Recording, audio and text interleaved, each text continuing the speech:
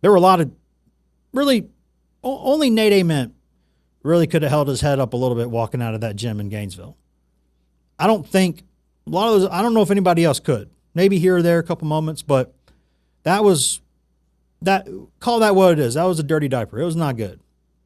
You could still smell it. There's no diaper genie in the world that's going to take that odor out of the room for a while. That was bad. Bad. But Bishop Boswell and some others bounced back from that.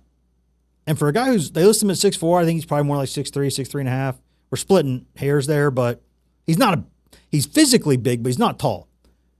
He goes in there and rebounds like a power forward and got a couple of huge offensive rebounds. Or say what you will about A&M not having a lot of like tall guys.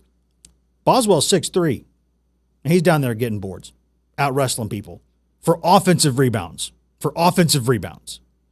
Stuff that like Dame Bradshaw used to do.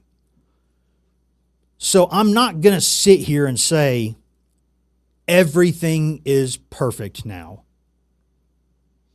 I'm not naive. And I'm not naive enough to think that you're naive. And I'm not going to try to tell you what to think. I just tell you what I think. Tell you what I know, what I think, and then, then you think what you think. That's how the world works. It should work that way anyway. And last night was one of those things that is much more important than you think it might be.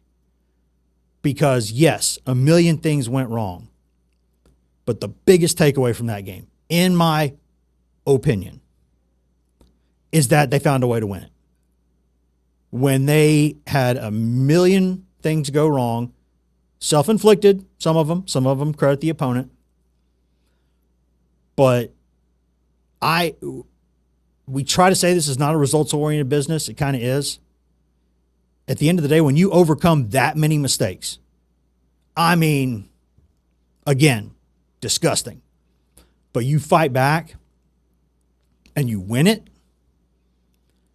That can start things. It's like when you're in baseball and you're 0 for your past 18 and you hit like a dying quail, duck fart, whatever you want to call it. It falls in there for a single. Or you just hit a swinging bunt that the pitcher can't get to in time. Goes down in the scorebook as a single.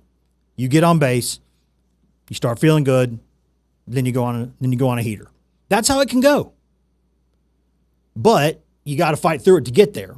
And hey, the first part can be the hardest. And that's what Tennessee just did, was play a really ugly basketball game and find a way to win it.